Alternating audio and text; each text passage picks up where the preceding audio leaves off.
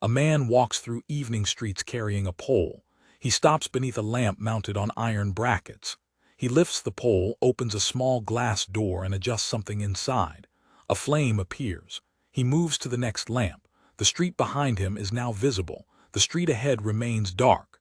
This happens every evening. The city depends on it. Streets do not illuminate themselves. Before electric current reached cities, light after sunset required deliberate action. As daylight faded, urban streets transitioned into darkness unless someone intervened. The intervention was not automatic. It was manual, predictable, and carried out by workers assigned to specific routes.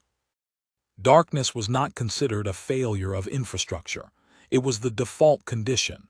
Streets, alleys, and squares returned to darkness each evening unless lamps were ignited. These lamps burned oil or gas. They required flame. Flame required ignition. Ignition required a person. The lamps themselves were stationary. They hung from posts, brackets, or building facades. They were distributed at intervals calculated to provide overlapping light across walking distances. The distribution was practical, not decorative. The goal was navigability, not atmosphere. Each lamp had a reservoir or connection. Oil lamps held fuel in a chamber beneath the wick. Gas lamps connected to underground pipes that supplied coal gas or town gas produced in local gasworks. Both types required manual activation. The wick had to be lit.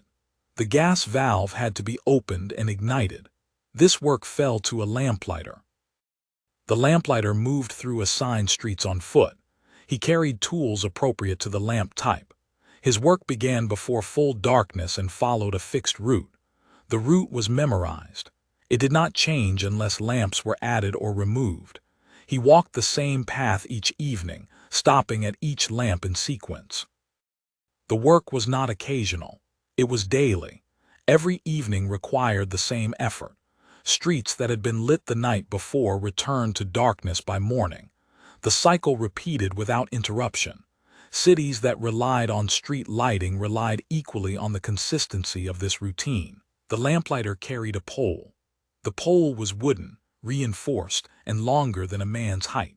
It allowed him to reach lamps mounted above street level without requiring a ladder.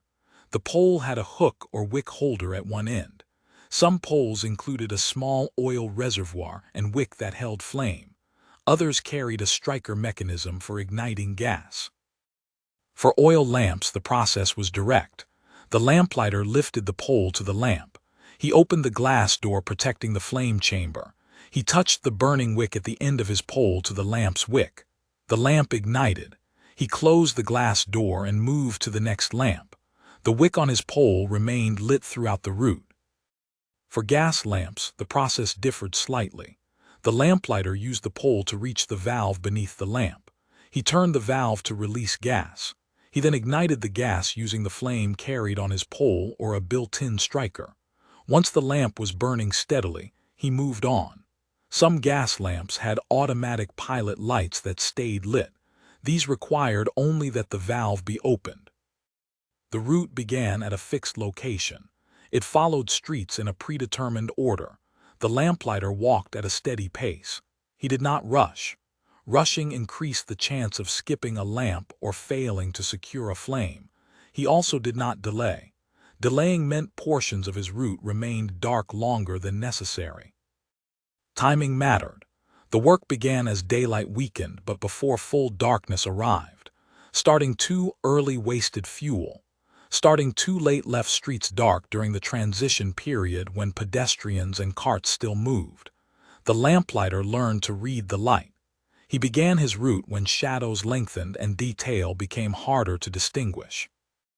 The route could be long. In cities with dense lamp coverage, a single lamplighter might be responsible for dozens of lamps. In larger cities, the work was divided among multiple workers, each assigned a district. The districts did not overlap. Responsibility was clear. The work was repetitive, the same motion at each lamp, the same streets in the same order.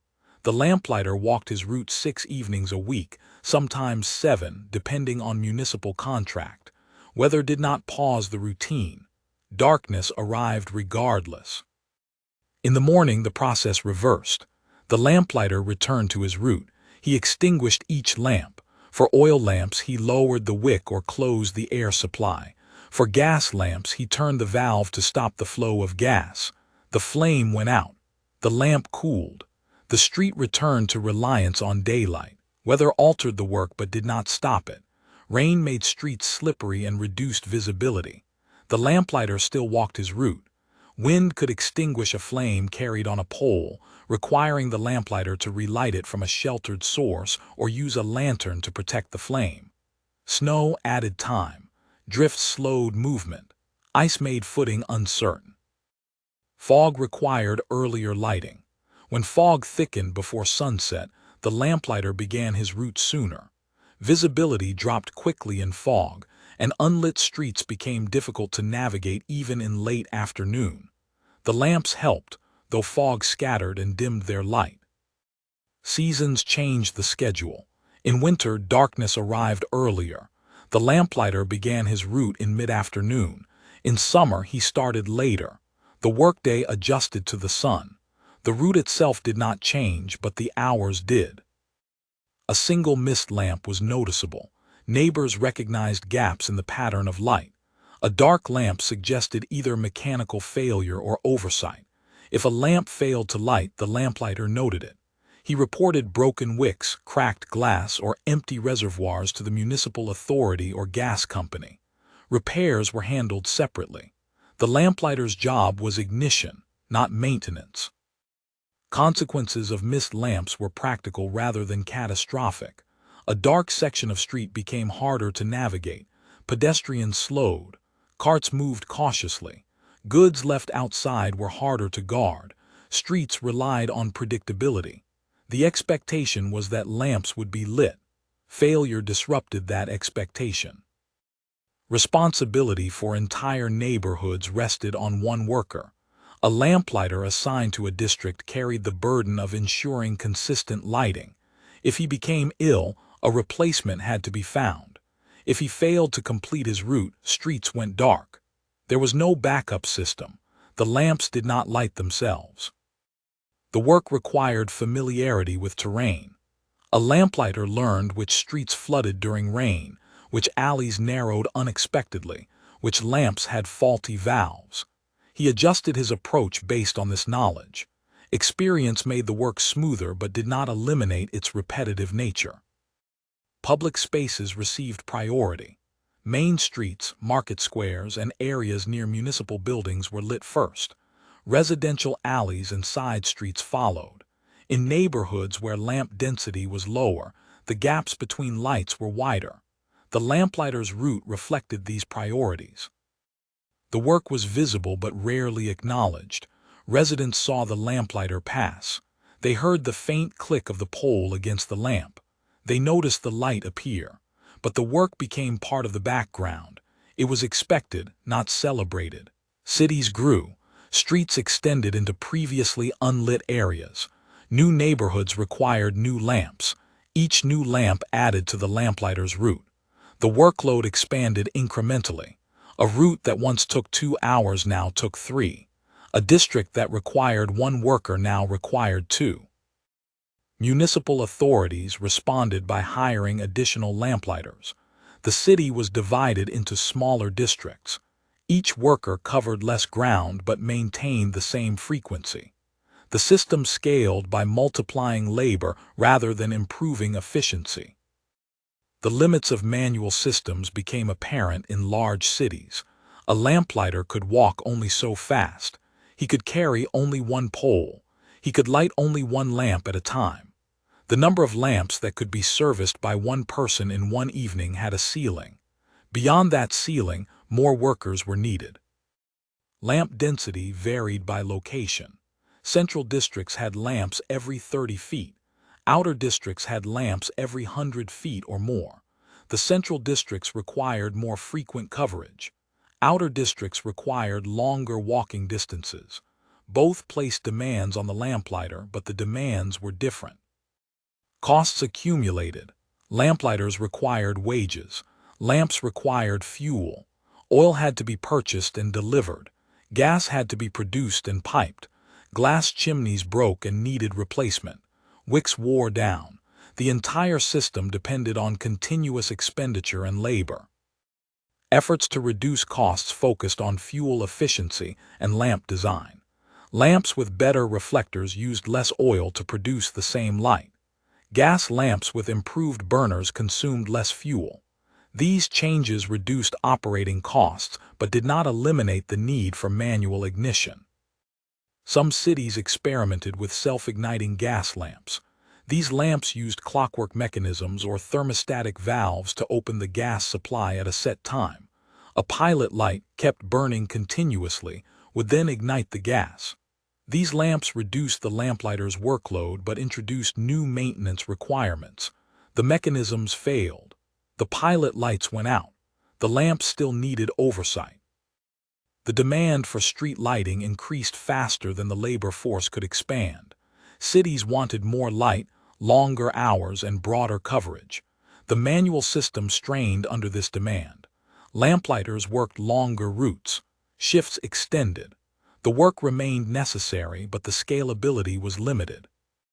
Industrial areas required lighting that extended beyond residential hours. Factories operated into the night. Docks loaded and unloaded cargo after dark. These areas needed lamps that stayed lit longer, which meant more fuel and more labor to manage extinguishing them later. The manual system was not failing. It was functioning at capacity. But capacity was fixed by the speed at which a person could walk and the number of lamps a person could service. Growth beyond that capacity required either more workers or a different approach. Electric lighting appeared in cities gradually. The first electric street lamps were experimental. They were installed in limited areas, often near municipal buildings or wealthy districts. They did not replace gas or oil lamps immediately. They coexisted. Electric lamps operated differently. They required wiring, a central power source, and a switch. The switch could be operated remotely. One person in a control station could activate multiple lamps simultaneously. The need for a worker to visit each lamp individually was eliminated. The transition was not sudden. Gas lamps continued to operate in most neighborhoods for years after electric lamps were introduced. Some streets had electric lamps on one side and gas lamps on the other. The lamplighter still walked his route, but the route became shorter as sections converted to electric lighting. Electric systems required infrastructure that gas systems did not. Power lines had to be installed. Transformers had to be placed. The initial cost was high. Cities adopted electric lighting in stages, beginning with high-traffic areas and expanding outward. Gas companies resisted the change. They had invested in pipelines, gasworks, and lamp installations. Electric lighting threatened their business. Some cities negotiated contracts that required continued use of gas lamps even after electric alternatives became available. The contracts delayed full conversion. Lamplighters adapted.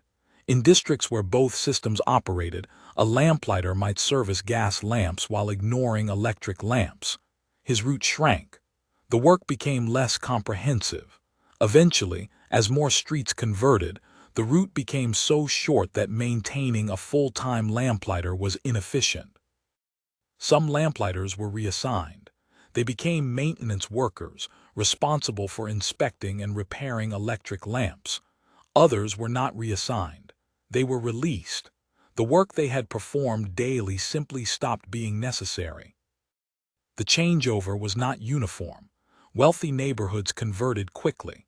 Poorer neighborhoods retained gas lamps longer. Rural areas on the edges of cities kept oil lamps for years. The technology spread unevenly, following the availability of capital and infrastructure. Electric lighting changed the appearance of streets. The light was brighter and more consistent. It did not flicker. It did not dim as fuel depleted. It did not require adjustment. The streets looked different at night. The difference was not merely aesthetic. It was operational. The reliability of electric lighting reduced the need for oversight. A gas lamp that failed to light required a lamplighter to notice and report it. An electric lamp that failed to light could be identified remotely and repaired without requiring someone to walk the entire route. The system became less dependent on individual workers. The lamplighter's role diminished in proportion to the spread of electric infrastructure. Streets that had relied on his routine no longer needed it. The lamps turned on by themselves. They turned off by themselves. The work was gone. The lamplighter's routine ended quietly. There was no final evening, no ceremonial last lamp. The work simply became unnecessary in one district, then another, until no districts remained. Some cities marked the transition. A newspaper might note the installation of the last gas lamp or the retirement of the final lamplighter. Most cities did not. The change was gradual enough that it did not register as a single event. People noticed that the lamplighter no longer appeared. They did not mourn his absence. Streets that had required nightly attention now required none. The lamps illuminated on schedule. They extinguished on schedule. The routine continued, but it was mechanical rather than human. The outcome was the same. The streets were lit. Former lamplighters moved into other work. Some found employment with electric companies. Others took unrelated jobs. The skills they had developed, walking long distances, maintaining a schedule, working in all weather, were transferable but not specialized. The work they left behind did not follow them. The poles they had carried were stored or discarded. The lamps they had lit were eventually replaced. Gas lines were capped or repurposed. Oil lamps were removed. The infrastructure of manual lighting disappeared as electric systems expanded. Older residents remembered the lamplighter. Younger residents did not. Within a generation, the image of a man walking through streets with a pole became unfamiliar. The work had been daily and visible, but it left little lasting trace. The city itself did not change in character. Streets still darkened at dusk. Lamps still provided light. Pedestrians still walked at night. The mechanics changed, but the function remained. Darkness was still managed. It was simply managed differently. The lamplighter had been essential because the lamps required him. When the lamps no longer required him, he was no longer essential. The transition was not unjust. It was mechanical. The city adapted. Streets that had depended on his routine now depended on wiring, switches, and distant control stations. The dependence shifted but did not disappear. The city still required light. It still required someone to ensure the light functioned. The work had not vanished. It had changed form. The last gas lamps in some cities burned into the mid-20th century. They were maintained as curiosities or in areas where electric infrastructure had not yet reached. A few remain today, lit manually by workers employed for that specific purpose. These are exceptions. The rule is electric lighting. The streets stayed lit. The lamps turned on as evening arrived. They turned off as morning came. No one walked the route anymore. The city continued.